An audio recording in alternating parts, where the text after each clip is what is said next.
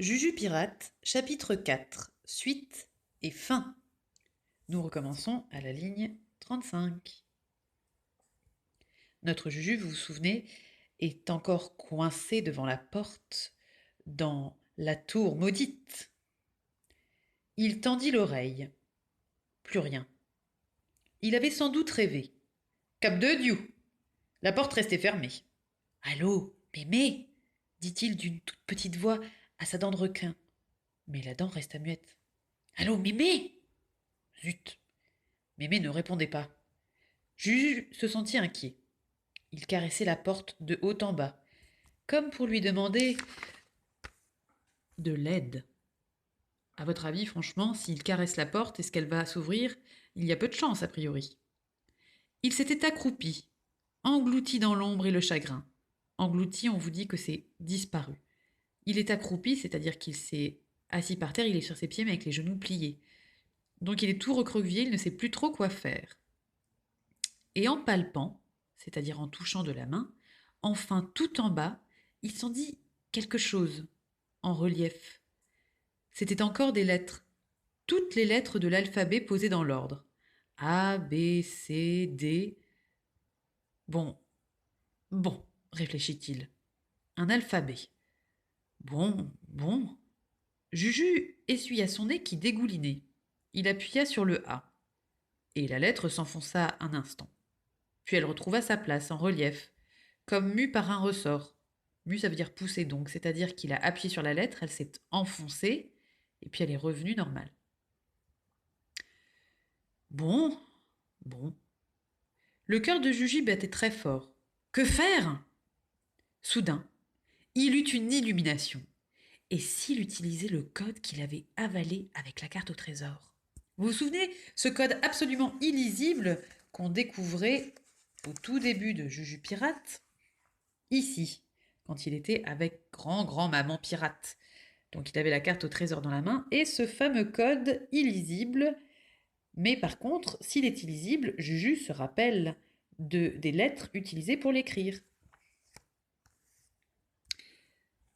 Donc c'est à ça qu'il pense quand il est écrit. Soudain, il eut une illumination, et s'il utilisait le code qu'il avait avalé avec la carte au trésor. Il s'en souvenait fort bien, ce n'était pas difficile. C'était justement une suite de lettres qui pouvaient former une phrase quand on les disait tout haut. Alors nous, quand on essaye de lire, ça donne à peu près Tu as être clotou ici. Sauf que là, en fait, ils mélangent. Soit ils lisent euh, la lettre avec le son qu'elle fait, par exemple T et U, ils lisent tu et pas TU. Ensuite, le A donne le A, mais par contre, le été, vous voyez été, là ils ont lu la lettre E comme s'il y avait un accent et le T comme s'il y avait, comme si on disait le nom de la lettre en fait. Tu as été Q, pareil, c'est le nom de la lettre.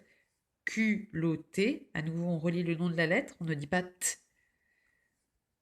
Tu, TU, là on relit euh, comme les lettres chantent. Ici on dit le nom de la lettre T, tu T, I, C. Donc on redit le nom des lettres I et C. Ici, par contre là on lit.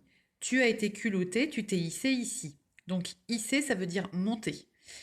Donc la personne dit à Juju, tu as été culotté, c'est-à-dire que tu ne manques pas d'air quand même, tu n'as pas manqué de courage et en même temps tu n'étais pas trop invité, donc tu es culotté d'être monté jusqu'ici, d'être arrivé jusque-là.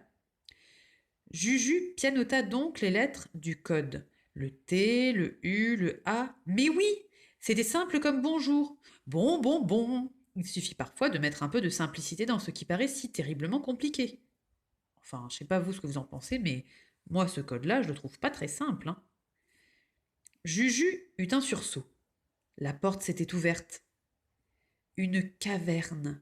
Une caverne où deux trous formaient comme les orbites vides d'un crâne. Donc les orbites, on vous dit en 8 que ce sont les cavités qui renferment le globe de l'œil.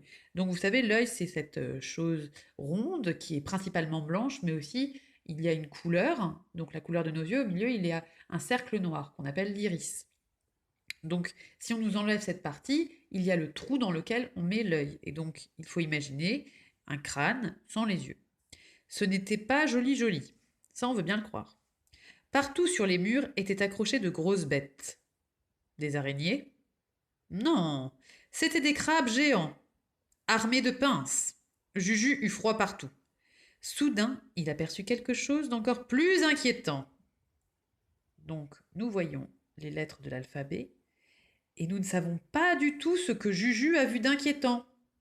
Nous savons qu'il y a des grosses bêtes qui ne sont pas des araignées mais des crabes géants. Ouh là là, avec des grosses pinces. D'où le fait que l'île s'appelle l'île aux crabes. Mais par contre, pour savoir la suite et savoir ce qu'il a vu qui est inquiétant, il nous faudra lire le chapitre 5.